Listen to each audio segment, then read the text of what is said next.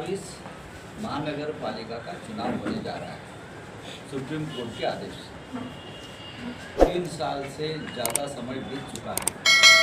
महानगर पालिका में लोगों की सरकारें नहीं है, नगर सेवक नहीं है, कॉर्पोरेटर्स नहीं है, तो इतना भ्रष्टाचार हर महानगर पालिका में प्रशासक के माध्यम से बढ़ गया है। मुझे लगता है कि अच्छा मौका है लोगों को अपनी एक सरकार बनाने के। तो हमने ये तय किया कि पूरे महाराष्ट्र में जहाँ जहाँ महानगर पालिका के चुनाव होने वाले हैं वहाँ जाकर हमारे कार्यकर्ताओं के साथ चर्चा करें और उनकी जो मन की बात है कि किस तरह से चुनाव हमको लड़ना है, अकेले लड़ना है या महाविकास आघाड़ी के माध्यम से लड़ना है, ये हमारे लोकल बॉडी तय करें।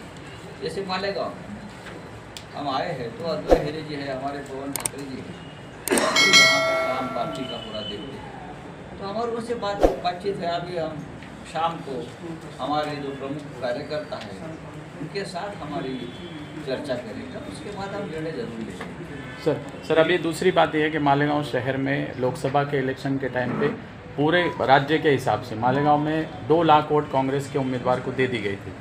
उसके बाद से हम पर आरोप लगा कि ये वोट जिहाद है, फिर लगा लैंड जिहाद है, और उसके बाद में अभी जन्म दाखिले का एक जो मामला चल रहा है रोहिंग्या और इसका।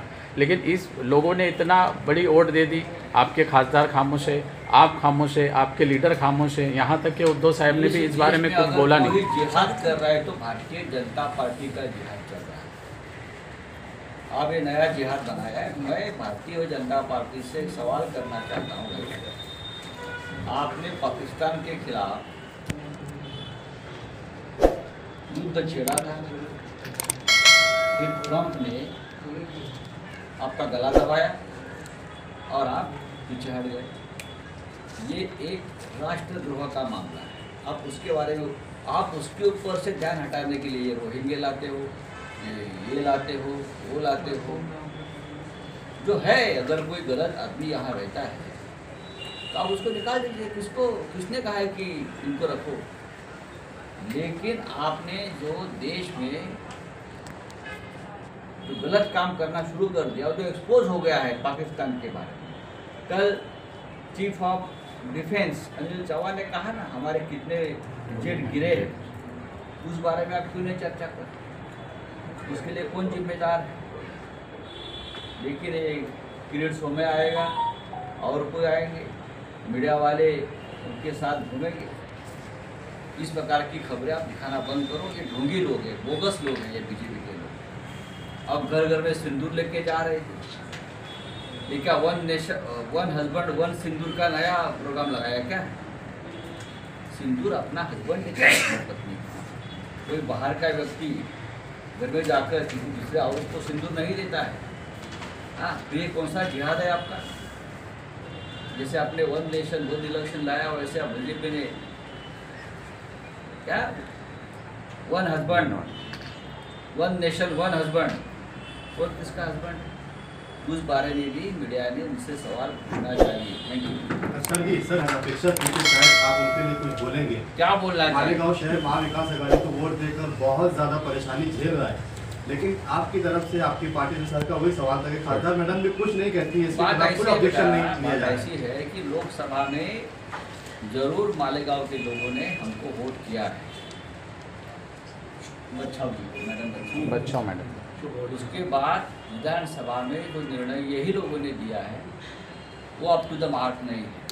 अगर यहाँ की सरकार और यहाँ की सत्ता भी हमारे हाथ में आ जाती तो आज हम सब लोग, सिर्फ मालेगांव के लोग नहीं, पूरी राज्य की जनता जो दुख झेल रही है, जो यातनाएं झेल रही है, तो जरूर उसमें फर्क पड़ता है। लेकिन हम मालेगांव की जनता के साथ हैं। जो भी उनके प्रश्न है मेरे जैसा आदमी जरूर उठाते हैं। बार मालेगांव आते हैं, बकवास आदमी बदनाम करते हैं मालेगांव को, वो पूरे महाराष्ट्र को बदनाम करते हैं। मालेगांव को एक गंदगी है, ये गंदगी खत्म होनी चाहिए जल्दी से जल्दी। वीर सोमया एक ऐसा गटार है, एक गंदगी है, सबको मालूम है। उनको ज़्यादा महत्व मत दे। पूरे भ्रष्टाचारियों के खिलाफ लड़ रहे थे, अब सब भ्रष्टाचारी देवेंद्र फडणवीस के सरकार में बैठे। जाओ वहाँ जाके बात करो, मंत्रालय के सामने आंदोलन करो, बैठो वहाँ मंत्रालय के पायरी पर जाकर बैठो ना। सर आप भुजबल हो, प्रताप सरनाइक हो और अजित पवार है, अशोक चव्हाण जी है, हसन मुशर्रफ है, सभी के खिलाफ यही किरीट सोमैया लगे रहो मुन्ना भाई ना भ्रष्टाचार के खिलाफ। आप जाओ, आप उसके हाथ में कुछ बचा नहीं है, तो ये नए नए शगुफे निकाल रहे हैं। ठीक है, थैंक यू। डायमंड कारपेट हमारे वहाँ गरास रेलवे वाला कारपेट विलस्पन कंपनी का पायदान हेटलोन रेगजिन होलसेल रेट में तमाम अशिया हमारे वहाँ दिए जाती है। हमारा पता याद रखे, सकावत होटल के पीछे आबिद सोडा के बाजू में हजार खोली मालेगांव।